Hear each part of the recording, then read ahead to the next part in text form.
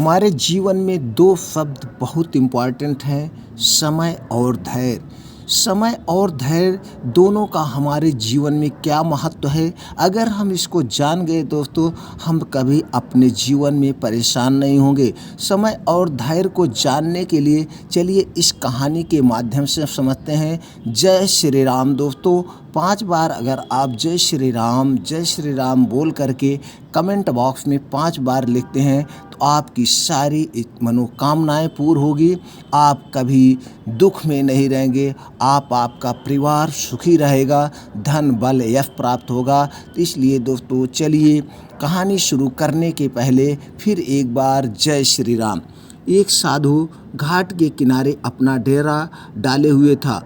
वहाँ पर धुनी राम कर रहा था और बीच बीच में ऊंची आवाज़ में चिल्लाता, जो चाहोगे सो पाओगे।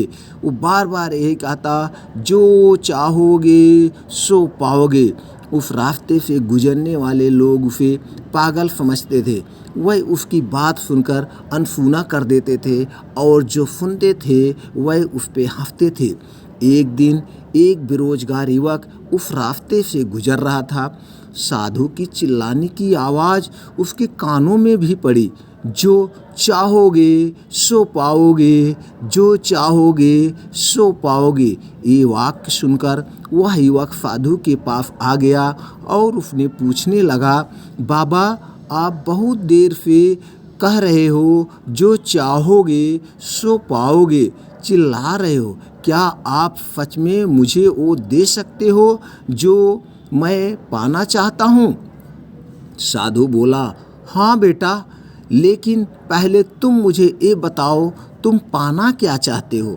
बाबा मैं चाहता हूँ कि एक दिन मैं हीरो का बहुत बड़ा व्यापारी बनूं, और क्या आप मेरी ये इच्छा पूरी कर सकते हैं? युवक बोला, बिल्कुल बेटा, मैं तुम्हें एक हीरा एक मोती देता हूँ, जिससे तुम जितने हीरे मोती बना लेना चाहते हो बना सकते हो।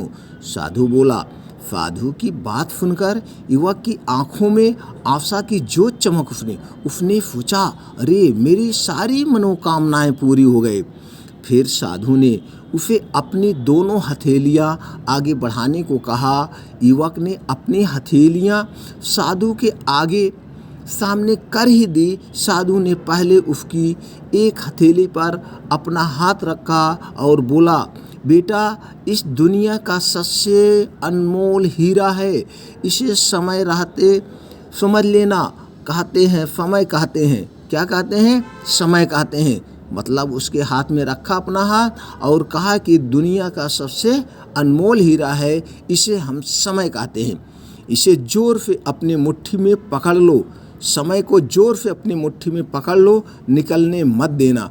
इसके द्वारा तुम जितने चाहे उतने हीरे बना सकते हो, इसे कभी अपने हाथ से निकलने मत देना। फिर साधु ने अपना दूसरा हाथ युवक की दूसरी हथेली पर रखकर कहा, बेटा ये दुनिया का सबसे कीमती मोती है, इसे धैर्य कहते हैं, इसे तुम पकड़ के रखना। जब किसी कार्य में समय लगाने के बाद भी वांछित परिणाम प्राप्त ना हो तो इस धैर्य नामक मोती को धारण कर लेना। यदि यह मोती तुम्हारे पास है तो तुम दुनिया में जो चाहोगे वो हासिल कर सकते हो। युवक ने ध्यान से साधु की बात सुनी और उन्हें धन्यवाद कर वहाँ से चल पड़ा। उसे सफलता प्राप्ति के 2 गुरु मंत्र मिल गए थे। उसने निश्चय किया कि वह कभी अपना समय व्यर्थ नहीं गंवाएगा और सदा धैर्य से काम लेगा। कुछ समय बाद उसने हीरे के एक बड़े व्यापारी के यहाँ काम करना प्रारंभ किया।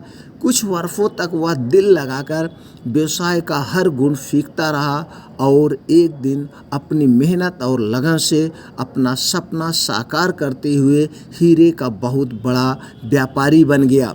वहाँ पे वो इतनी लगन से मेहनत किया, चूँकि उसको पता था धैर्य क्या है और समय क्या है। दोस्तों इससे हमें क्या सीख मिलती है? लक्ष्य प्राप्ति के लिए सदा समय और धैर्य नाम के हीरे मोती अपने साथ रखें। अपना समय कभी व्यर्थ ना जाने दें और कठिन समय में धैर्य का दामन ना छोड़ें। सफलता अवश्य प्राप्त होती। जैसे कि दोस्तों लोग आज करेंगे सो कल करेंगे सो परसों, इसी पे सारे अपने काम टालते रहते हैं और वो सफल नहीं हो पाते हैं। जब उनके सामने कोई ऐसी परिस्थिति आती है अपने धैर्य को तोड़ देते हैं। इसलिए दोस्तों जो समय और धैर्य को समझ गया वो कभी असफल नहीं होगा।